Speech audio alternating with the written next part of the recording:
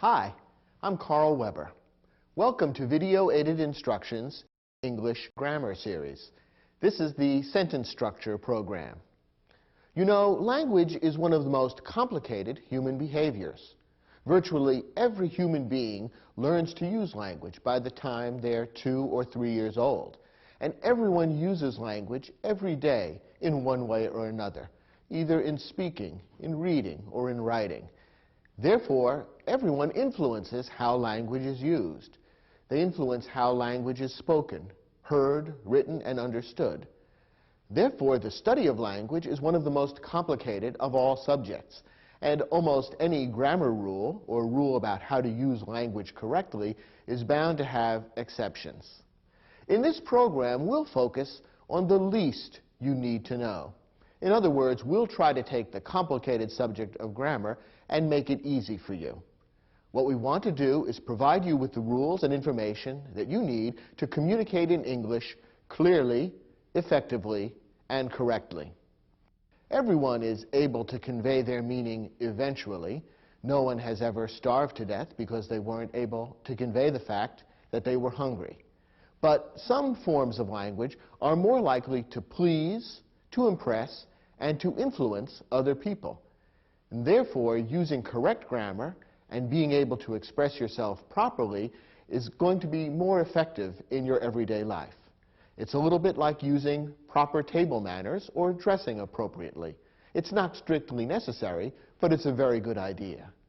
In addition, knowing and using the proper rules of English grammar will enable you to score higher on tests of English and to do better in school. So for all these reasons, studying and learning the basics of English grammar is also very important for anyone who is studying English as a second language. With that in mind, let's begin this program dealing with sentence structure.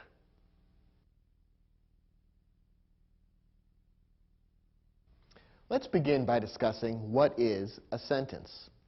A sentence is a group of words that expresses a complete thought. You can contrast a sentence with a sentence fragment. A sentence fragment is a kind of mistake that people sometimes make in writing English. A sentence fragment is a group of words that doesn't express a complete thought.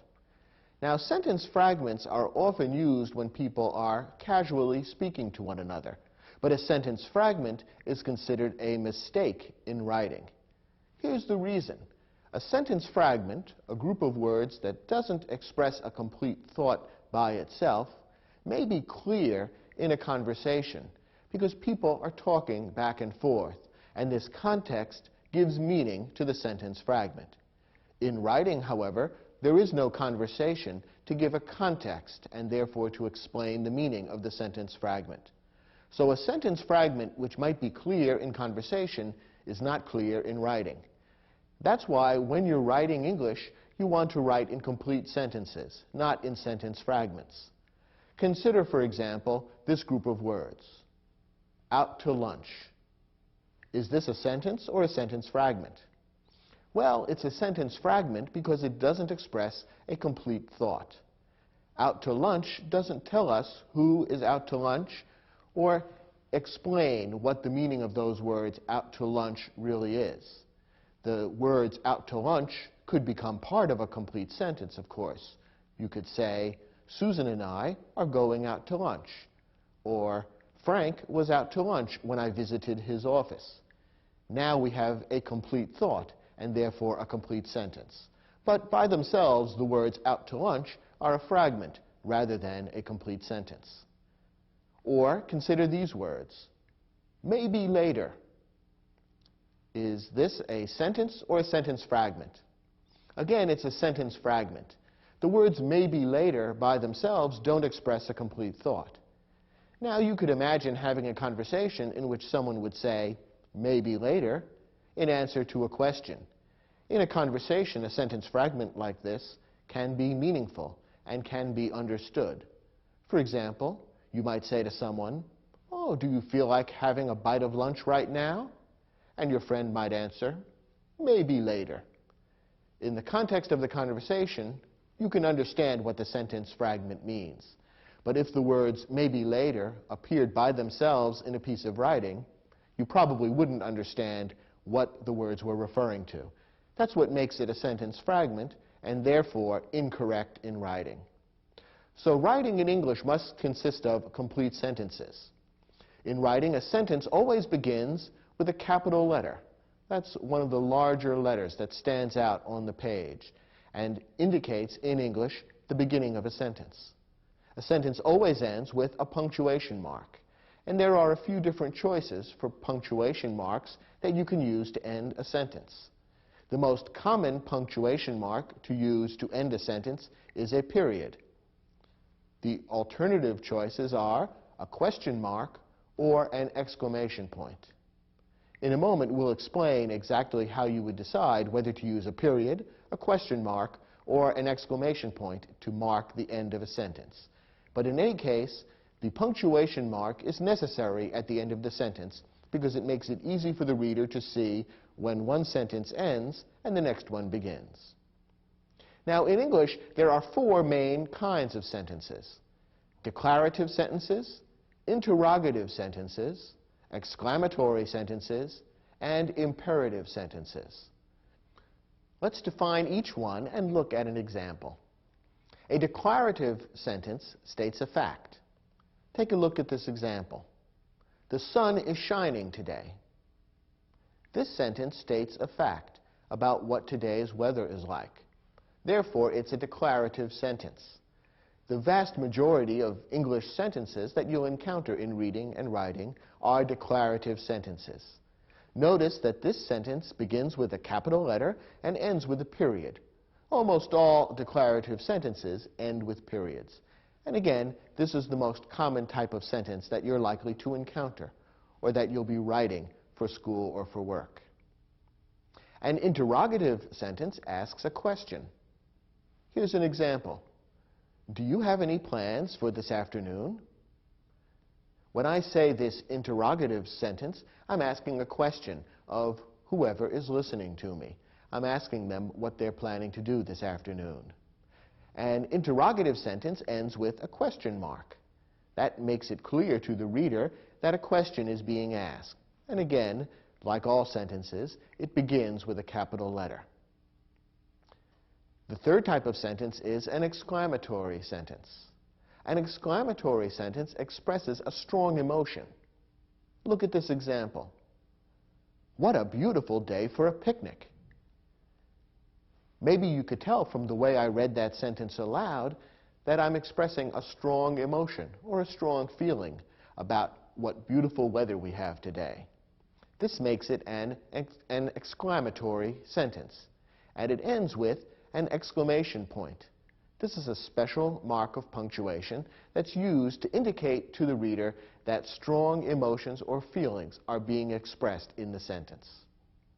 The fourth type of sentence is an imperative sentence. An imperative sentence makes a request or gives an order. The person who hears an imperative sentence is being required to do something. Look at this example. Come with me.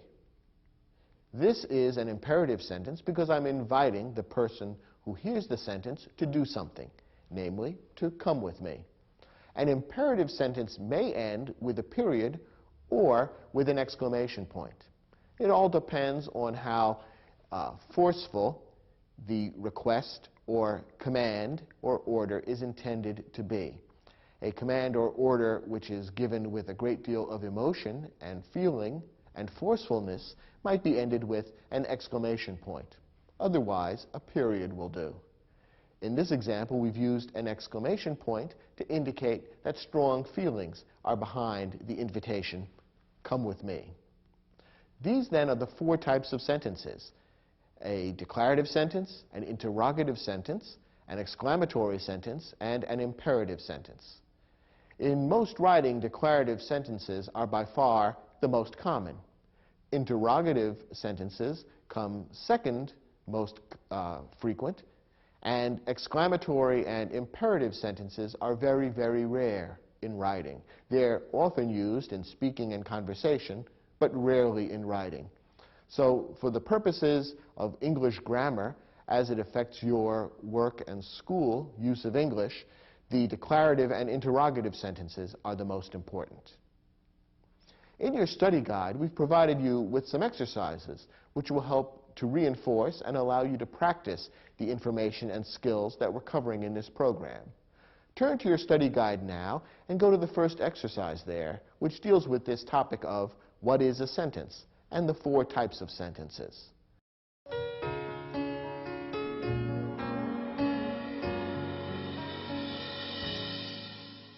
Did you find this exercise difficult? Your job was to read 5 sentences, and for each one to decide whether the sentence was a declarative sentence, an interrogative sentence, an exclamatory sentence, or an imperative sentence. We also threw in 1 sentence fragment, that is, a group of words that looks like a sentence but doesn't express a complete thought. Remember that in writing, a sentence fragment is incorrect. Let's look at the first sentence. When will tomorrow morning's band rehearsal begin? Perhaps you can tell by reading this sentence that it is asking a question. Therefore, this is an interrogative sentence, and it needs to end with a question mark. So that's the correct answer for this first question. Let's look at the second sentence. Always read the safety instructions before using a new power tool. What kind of sentence is this? Is it a declarative sentence? Does it state a fact? No, not really. Is it an interrogative sentence? Is it asking a question of you, the hearer? No, it isn't. Is it an exclamatory sentence? Is it expressing strong emotion? No, not really that either. It is an imperative sentence. Remember, an imperative sentence is one that makes a request or gives an order. And in this case, the sentence is giving an order or making a request of whoever reads it. It is telling that person that they ought to do something, namely to read the safety instructions before using a new power tool. Therefore, this is an imperative sentence. Remember that we said an imperative sentence may end with either a period or an exclamation point. It all depends on whether strong feeling or strong emotion is being expressed. In this case, no particularly strong emotion is being expressed, and therefore the correct way to end this sentence would be with a period. Let's look at our next example. Having spent over 2 hours working on her dance routine. Could you tell that this is the sentence fragment? This is a sentence fragment because it doesn't express a complete thought. There are a lot of words here, and we can see that someone spent over 2 hours working on her dance routine, but we can't really tell what's going on because it doesn't say who spent 2 hours on her dance routine. Therefore, the person who is doing the action is missing from this sentence, and what results is not a complete thought. We don't really understand what the person who wrote this sentence is trying to convey. This is a sentence fragment, not a complete sentence, and if it appeared in a piece of writing, it would be considered incorrect. Therefore, this is the sentence fragment and shouldn't be given any final punctuation because it's really not a complete sentence. Let's look at the next example. The local wildlife refuge is home to over 70 species of birds. This sentence states a fact. Therefore, it's a declarative sentence, the most common type of sentence in English, and it ought to be concluded with a simple period. Let's look at the final sentence. That was a fabulous party.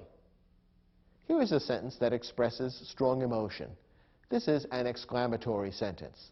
It ought to be marked with an exclamation point, which indicates that it's a sentence expressing strong feelings. The person who wrote or speaks this sentence is talking about how much they enjoyed the party and is expressing that with a lot of feeling.